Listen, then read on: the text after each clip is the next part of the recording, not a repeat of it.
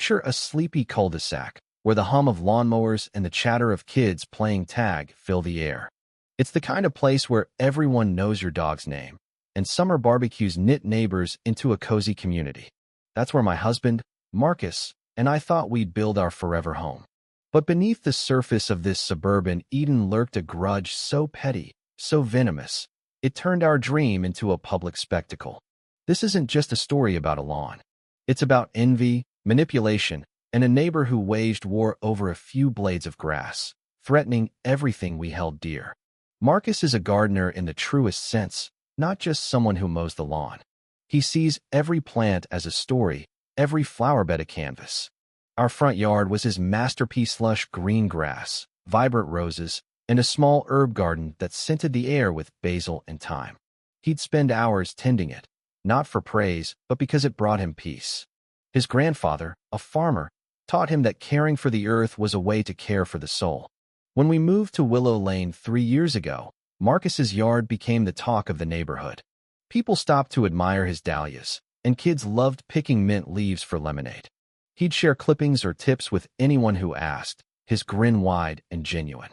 "It's just dirt and love," he'd say, brushing off compliments.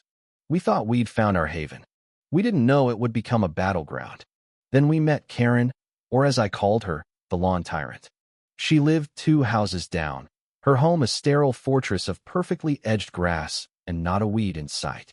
Karen was the kind of neighbor who seemed to live for control. She'd glare if a kid's bike veered onto her driveway, leave passive-aggressive notes about curb appeal, and once berated a teenager for skateboarding too loudly. Her lawn was her throne, and she ruled it with an iron fist. Our first clash was subtle but ominous. Marcus was trimming our hedges when Karen strolled by, her eyes scanning our yard like a general inspecting troops. "Nice flowers," she said, her tone sharp. "But your grass is uneven. It drags down the streets." Look. Marcus, ever polite, laughed it off. "I like it a bit wild," he said. Her smile was tight, her eyes cold. "Standards matter," she replied, walking away. It was a warning we didn't yet understand. The trouble began at the neighborhood's annual garden contest, a friendly tradition where residents showed off their yards. Marcus entered for fun, not competition, with a display of native wildflowers that drew butterflies and praise. His garden won first place, and the judge's local horticulturists raved about its eco-friendly design. Karen's manicured lawn took second. She stood by her prize, her face a mask of barely concealed fury. At the award ceremony, she cornered Marcus. "Your yard's a mess," she hissed. "Those weeds you call flowers are an eyesore. I'd like you to fix it for the neighborhood's sake."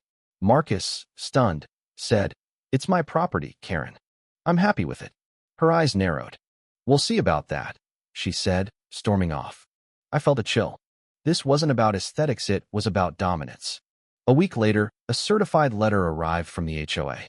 It accused us of violating bylaws with an unkempt lawn and non-compliant vegetation, fining us $1,000 and demanding we resod our yard to match the community standard.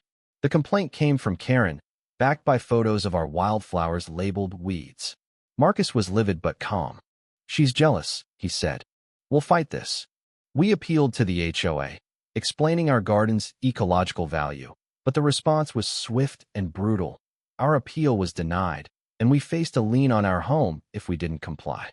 I noticed something odd in the HOA board's signatures. A president, Tom Carver, was Karen's old college friend, a detail we'd overheard at a block party. This wasn't just a complaint, it was a vendetta with insider support. Then Karen escalated. One evening, as Marcus watered his roses, a police car pulled up. Karen had called 911, claiming he was vandalizing the neighborhood's aesthetic by neglecting his yard, causing a public nuisance.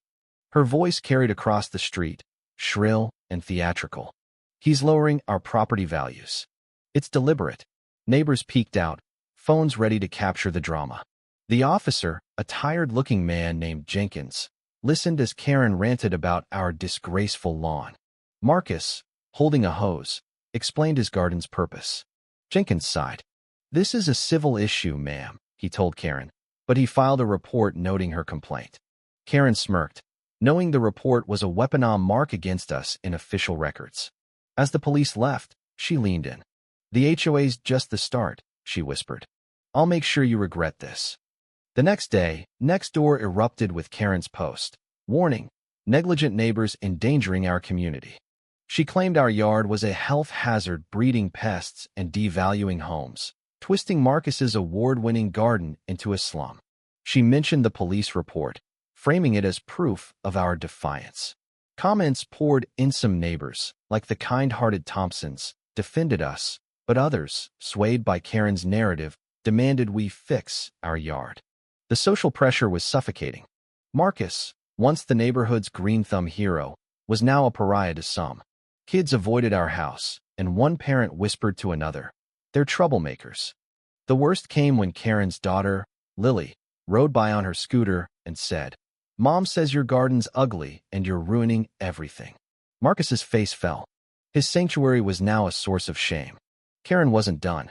A second HOA letter arrived, this time from their lawyer, doubling the fine to $2,000 and threatening foreclosure. Then came a lawsuit from Karen's attorney, alleging intentional property devaluation and emotional distress to her family, demanding $30,000 for community harm and legal fees. Most chilling was a restraining order against Marcus, claiming he'd threatened her by gardening aggressively near her property. The affidavit lied, saying he'd waved pruning shears menacingly and stared at her house. Marcus couldn't step into our front yard without risking arrest if Karen was outside. Our home became a cage, his passion a crime. He stopped gardening, his tools gathering dust. I saw the light in his eyes dim, and my heart broke. We hired a lawyer, Ms. Bennett, a no-nonsense woman who called Karen's tactics a masterclass in spite. She warned the legal fight would drain us, but we had no choice. I turned detective, scouring public records for Karen's past. What I found was a pattern of destruction. In Ohio, she'd sued a neighbor over a fence height, dropping the case when evidence proved her wrong. In Colorado, she'd filed a claim against a landscaper for emotional trauma over a botched shrub, dismissed for lack of proof. Her social media revealed a trail of complaints against stores, contractors, even a pet store for selling her a defective goldfish. Karen wasn't just controlling. She was a professional victim, using systems to bully others into submission. The key was Tom Carver. Old emails I found on a local forum showed they'd co-invested in a failed real estate deal years ago, leaving Tom guilt-ridden when Karen lost money. She'd been milking that guilt, and he'd weaponized the HOA for her. Armed with this, Ms.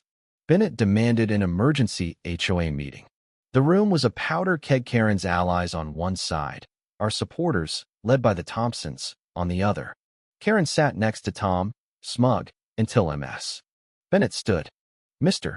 Carver," she began, "can you explain your financial ties to the complainant?" She projected the emails, revealing Tom's guilt-driven loyalty. Gasps filled the room. Karen's face paled as Ms. Bennett laid out her history of frivolous lawsuits, each one a brick in her house of lies. The neighbors who'd backed her shifted uncomfortably, their trust shattered.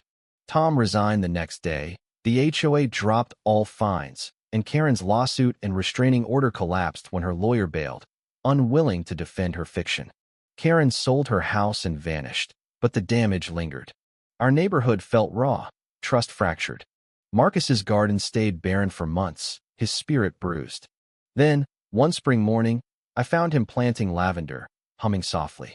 "For the Thompsons," he said, a spark in his eyes. Karen tried to bury his love for the earth, but it grew back, stronger. Her war failed because you can't kill what's rooted in truth. That lavender bloomed brighter than ever, a quiet victory over her chaos.